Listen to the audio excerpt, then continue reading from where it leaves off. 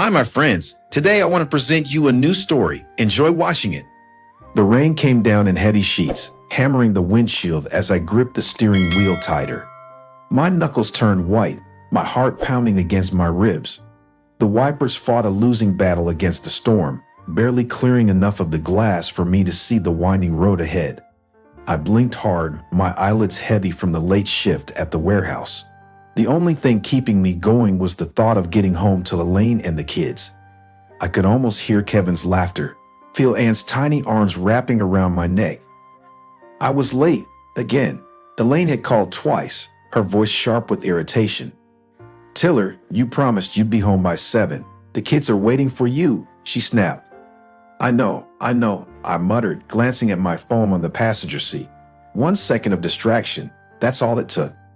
Out of nowhere, headlights pierced through the rain, blinding me. A massive truck, its tires skidding on the wet asphalt, swerved into my lane. I barely had time to react before the deafening crash tore through the night. Metal crumpled. My body jolted forward, then violently back as the airbag exploded in my face. Pain shot through my legs like fire. The world spun in chaos, glass shattering, the smell of burning rubber, rain mixing with blood on my skin. Somewhere in the distance, a voice. A man shouting. Footsteps splashing through puddles. "Hey, can you hear me?" His face blurred in my fading vision. I tried to move. Nothing. My legs were dead weight. Panic gripped my chest. Not my legs. Please, God, not my legs. Rain poured through the broken windshield, mixing with the warm trickle of blood down my forehead. Distant voices, flashing lights, then hands pulling me free.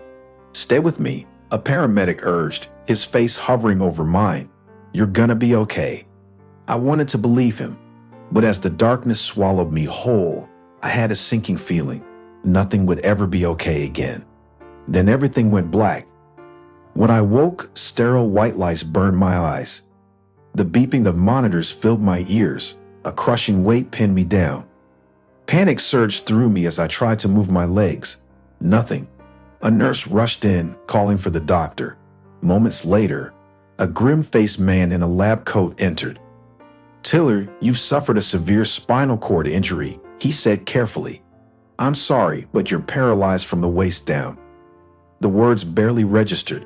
The weight on my chest wasn't just the injury. It was the terrifying realization that my life, as I knew it, was over. At first, Elaine was always there. She held my hand, whispered reassurances, told me we would get through this together.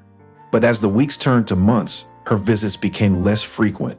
When she did come, she was distant, avoiding my eyes rushing to leave. One evening, she sat by my bedside, fidgeting with the hem of her sweater. I knew something was wrong before she even spoke. "Tiller," she began, not meeting my gaze. "I can't do this anymore." I stiffened. "Do what?" She sighed, running a hand through her perfect blonde hair. "This, taking care of you, the kids, the house. It's too much." The words cut deeper than any injury. "So, what? You're leaving?" Tears welled in her eyes, but there was no real sorrow, just guilt. "I met someone," she admitted. "He can give me and the kids a stable life."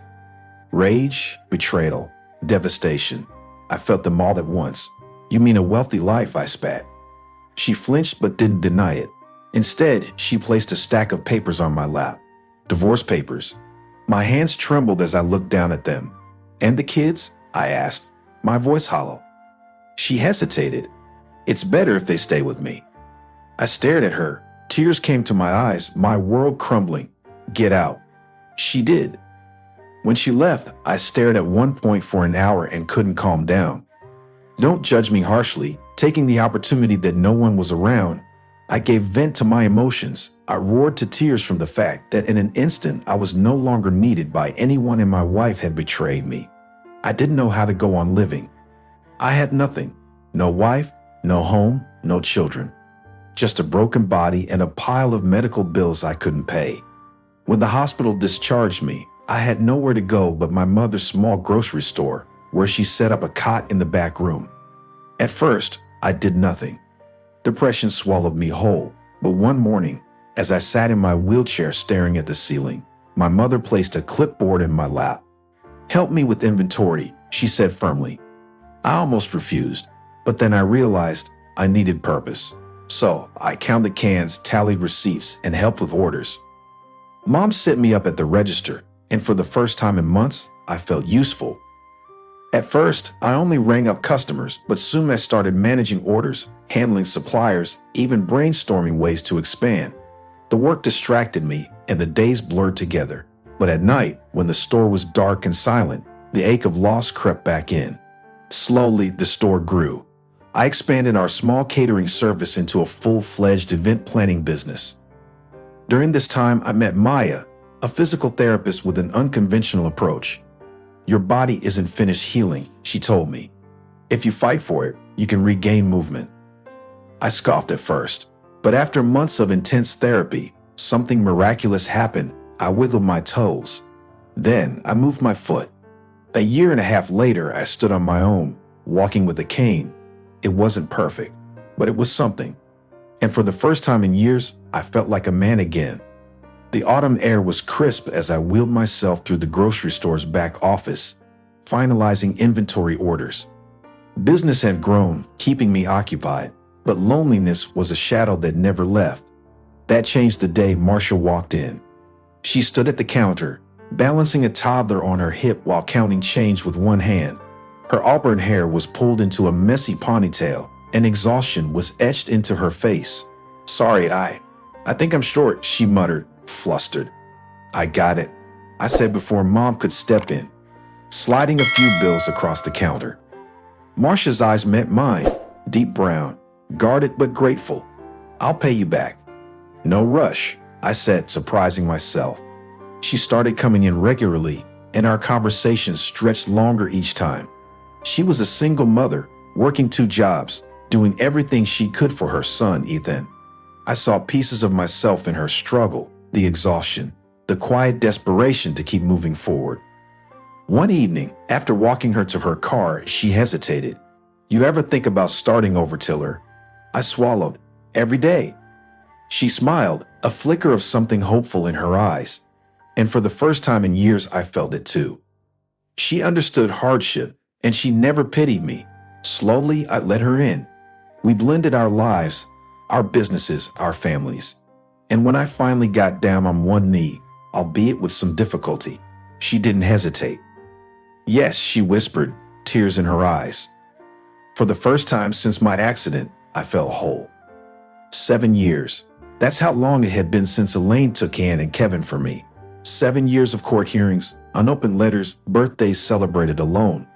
Now, I stood outside a suburban house, too polished to feel like home, my heart pounding. I knocked. The door creaked open, revealing Ann, now 10, her blue eyes, Elaine's eyes, filled with hesitation. She folded her arms. "What do you want?" Kevin Nate peeked from behind her, his small face half curious, half fearful. I swallowed hard. "I came to see you." Ann's face hardened. "Why? You didn't want us before." A sharp sting lanced through me. That's not true. I reached into my coat, pulling out a thick folder. "I fought for you every single day." She eyed it warily as I held it out. Years of court filings, custody requests, letters never answered. Kevin reached first, flipping through them, his small fingers tracing my handwriting. "He's not lying," he murmured. Ann's lip trembled. "Mom said you left us, that you moved on." I shook my head. "She didn't tell you the truth." A tense silence stretched between us. Then, Kevin took a step forward. "I missed you," he whispered. I felt my breath hitch and tears came to my eyes. "I missed you more than anything." Slowly, Ann's walls cracked, her hands clenched at her sides, then released. She looked over her shoulder, inside the house, inside a past built on lies, then back at me. With a sharp breath, she grabbed Kevin's hand and stepped forward. Elaine's voice snapped through the air. "Ann, Kevin, get back inside." But they didn't. Ann turned, her voice steady. "No, Mom, we're going with him." Elaine's face twisted in shock, but I didn't care. I knelt, arms wide, and this time my children ran into them. As I held them close, their small bodies trembling against mine. The years of pain melted away. Elaine had stolen time from us, but she couldn't steal this moment. This was my victory, my second chance, and I wasn't letting go. We began to see the children often, and they expressed a desire to live with me, as they no longer trusted their mother. Elaine's boyfriend, to whom she had left me in a difficult moment, left her for a young girl. Elaine was left alone. She tried to come back to me, but I didn't want her to, as I couldn't forgive her for betraying me. Marsha and I loved each other and our children very much. We lived very happily, and I was sure that Marsha would never betray me. Friends, what do you think of this story? Write your opinion in the comments. Would you like more stories? Don't forget to subscribe and hit the bell button so you don't miss any videos. See you tomorrow.